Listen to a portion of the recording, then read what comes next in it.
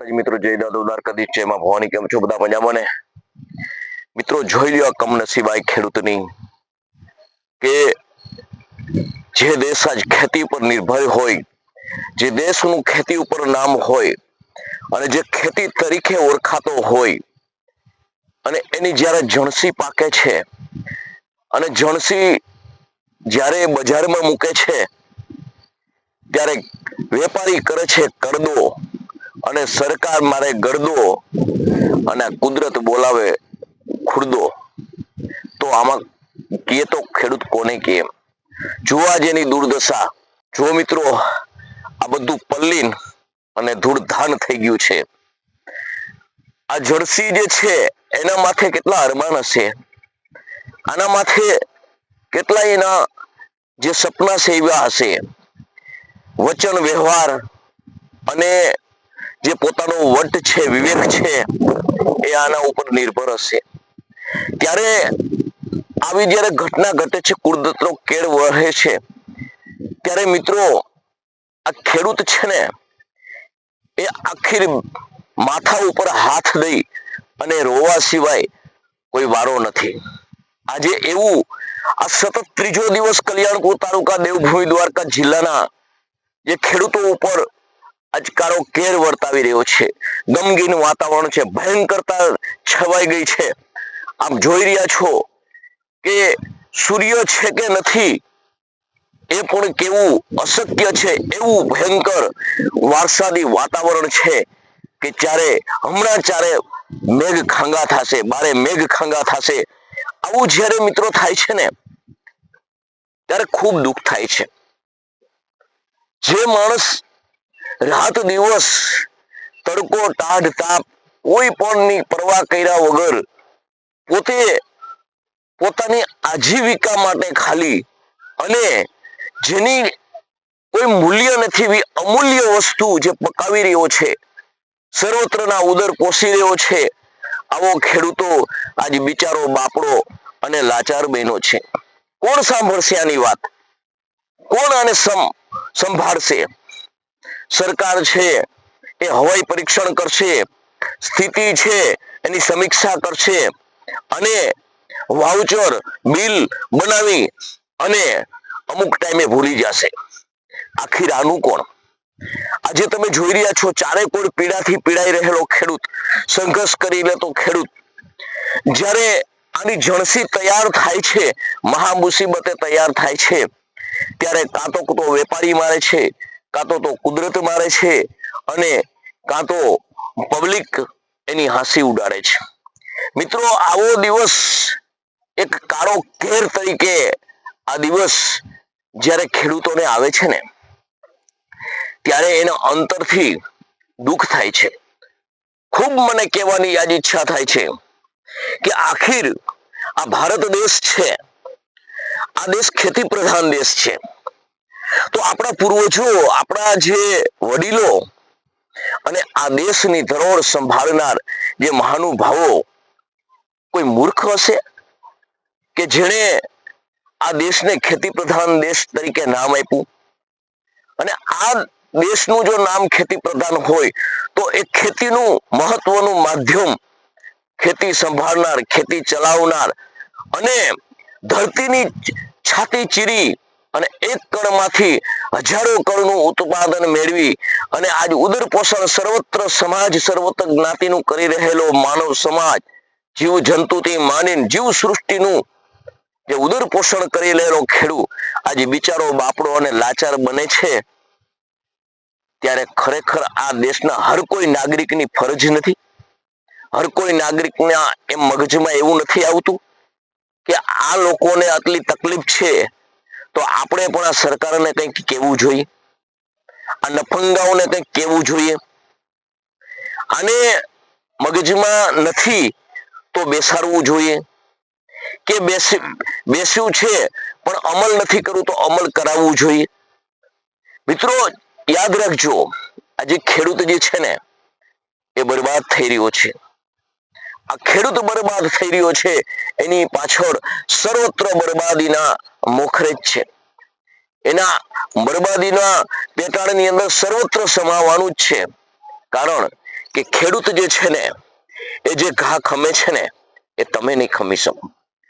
ખેડૂત વ્યથા અને વેદના જે ભોગવે છે ને એ તમે નહીં ભોગવી શકો. યાદ રાખજો, તમે સર્વત્ર એવું માનતા હોય કે આપણે તો ખાવા માટે ઘણું છે, આપણે તો પગાર છે, આપણે તો પૈસો છે, પણ એ તમારો પૈસો જ્યારે ખેડૂત છે ને એટલે તમારું મૂલ્ય છે. કારણ કે ખેડૂતના હાથમાંથી જ્યારે ખેતી સરકી જશે, ખેતી બરબાદ થઈ જશે, ખેડૂત બરબાદ થઈ જશે, તે યાદ રાખજો કે તમારા પૈસા એ જે છે ને એ તમારું પેટ ભરવા પૂરતા પણ નથી. મેં તમને ઘણા વિડિયાની અંદર વાત કરી છે, ઘણા માધ્યમથી મેં તમને સમજાવ્યું છે કે તમે કદાચ 50,000 પગારદાર હશો ને, પણ જે ખેડૂતની હાથમાં જમીનનો કટકો છે અને એમાંથી પકાવીને જ્યારે બજારમાં લાવે છે, પોષણક્ષમ ભાવ નથી મળતા, કરદા થાય છે, ગરદા સરકારના ખાય છે, અને ઉપર આ કુદરત ખુરદા બોલાવે છે, એને પણ સહન કરતો રહેલો છે. ત્યારે મિત્રો યાદ કરજો કે એ સમય નથી કે આ જે બધું સરકી જશે ને ખેડૂતના હાથમાંથી, ત્યારે તમને 50,000 રૂપિયાનો મણ બાજરો તમારે લેવો હશે ને તો એ તમારે ઓનલાઈન મગાવવો પડશે. ક્યાંથી ગોઠવશો આ બધી વ્યવસ્થા? તમારી ગૃહિણીનું બજેટ ત્યારે ખોરવાશે ત્યારે તમે શું કરશો? વિચાર કરજો, સમજજો, પાપ ન કરશો. કારણ કે આજે જે ખેડૂત જે છે ને આજ સતત ત્રીજા દિવસથી આજ આ વરસાદનો જે માર ખાઈ અને ત્યાર જણસી જ્યારે એની બરબાદ થઈ રહી છે. આજે તમે જોવો છો, હું તમને બધા ભર બતાવું છું, આ બધા પલ્લી ગયા છે. હવે આમાં શું થશે તમને ખબર છે? હવે આ બાટ મારશે. આનો જે ચારો છે ને એ પશુના મોઢામાંથી જશે અને આ મગફળી છે ને એ કાળી થઈ જશે, ડેમેજ થશે અમુક. પરંતુ જે મગફળીમાં બગાડ જે કદાચ 50 રૂપિયાનો થશે ને, ત્યાં લોકો હરામ ખાયા જે કરદાવાળા છે ને 500 રૂપિયા કાપશે, મફતના ભાવમાં લઈ જશે. ખેડૂત નથી વેચી શકતો, નથી રાખી શકતો. આવી દશા થશે, આવી દશા થઈ છે. એટલે હું તમને આજે આ વિડિયાના માધ્યમથી સમજાવું છું કે સર્વત્ર સમજી જાઓ, સર્વત્ર ખેડૂત પાસે રહ્યો કે તમારું બજેટ જે છે ને તમારા કંટ્રોલની અંદર, એ જો હવે તમારે રાખવું હોય ને તો ખેડૂતને બચાવો, ખેડૂતના પાસે આવો. આની અંદર વ્યથા વેદના મારી એ છે કે ખેડૂતનું બગડે છે, ખેડૂતને નુકસાની થાય છે, તે સમગ્રની દ્રષ્ટિ ખેડૂત પ્રત્યે કેમ ખેંચાતી નથી? સમગ્ર કેમ બજારની અંદર સરકારને કહેતું નથી કે જેની ફરજમાં આવે છે આના માટે વીમો હતો તો વીમો કાઢ્યો, કૃષિ સહાય યોજના આવી તો એ કાઢી. અને હું કહું છું કે આભ ફાટ્યું હોય તો એને થીગડું ન દેવાય, પણ આભ વારંવાર નથી ફાટતું.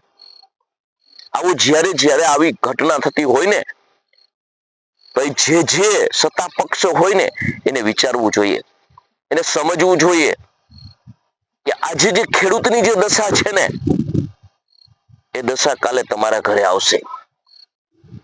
તમે જે ખેડૂતને જે દુભાવીને અને જે વસ્તુ કરી રહ્યા છો, ખેડૂતને જે આ માર પડી રહ્યો છે, એના જવાબદાર મોટા તમે છો. આ જણસી સંઘરવા માટે તમે જુઓ છો આમાં દૂર દૂર હલર પડ્યા છે, ઢગલા પડ્યા છે. એ ઢગલાને ઢાંકવા માટે ખેડૂત પાસે કાગળ નથી. એ ઢગલા જે ચારાના ઢાંકવા માટે ખેડૂત પાસે પૂરતા સાધનો તો તેનું કારણ શું છે ખબર છે?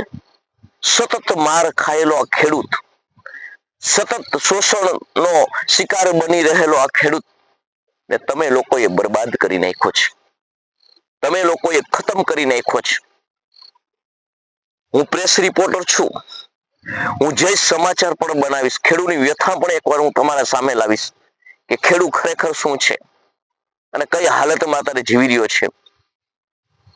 તમે તો બંગલામાં બેઠા હશો, ખિડકી ખોલીને કહેશો ઓહો કેવો વરસાદ વરસ્યો, આને વરસાદ ન કહેવાય, કમોસમી વરસાદ કહેવાય. આ અમૃત નથી કહેવાતું, આ ઝેર વરસે છે અમારી માથે અત્યારે. અને જે તમે તમે જે હવાઈ પરીક્ષણ કરશે, ભૂપેન્દ્રભાઈ પટેલ હવાઈ પરીક્ષણ કર્યું તે જસદણ તાલુકાની અંદર, બોટાદ તાલુકાની અંદર અમે હવાઈ પરીક્ષણ, બોટાદ જિલ્લાની અંદર હવાઈ પરીક્ષણ કર્યું અને ખેડૂતોની સ્થિતિ અમે નિહાળી. શું કપાળ કરી લેવાના તમે નિરીક્ષણ કરી?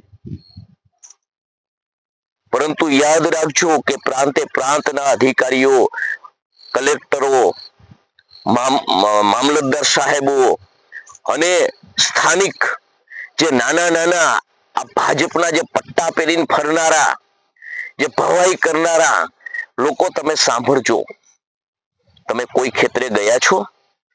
તમે ખેતરે ન ગયા હોય તો જજો, સ્થિતિનું નિરીક્ષણ કરજો, સાંભળજો અને તમારા હૃદય ઉપર હાથ રાખી અને રાત્રે જ્યારે તમે સૂતા હોય ને, સુમસાન રાત હોય, તમારા છોકરા સૂતા હોય, તમરા બોલતા હોય, ત્યારે એકવાર એના સામુ નજર નાખીને જોજો કે હું કેવું કર્મ કરું છું.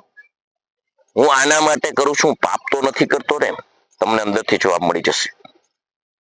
માટે જે અત્યારે ખેડૂતની વ્યથા વેદના અને જે વ્યાધિ છે ને મિત્રો, એ તો એને જેને પડી હોય ને એ જ ઓળખી શકે, એ જ સમજી શકે. એટલે મિત્રો મારે જીવ એકમાં એ માટે જ આ કમનસીબાઈ જે ખેડૂતની જે છે ને એની વ્યથા છે ને એ તમને દર્શાવી હતી. એટલે મેં તમને આ વિડીયો બનાવી અને તમને કહું છું કે ખેડૂત પ્રત્યે છે ને ભાવના રાખજો, સંવેદનશીલતા રાખજો, હેત રાખજો. બાકી ખેડૂત ખતમ થયો ને એટલે બધું ખતમ થઈ ગવાનું છે. યાદ રાખજો કે આ જે છે ને વિનાશના એંધાણ છે. જય માતાજી, જય દાદા દ્વારકાથી, જય મા ભવાની.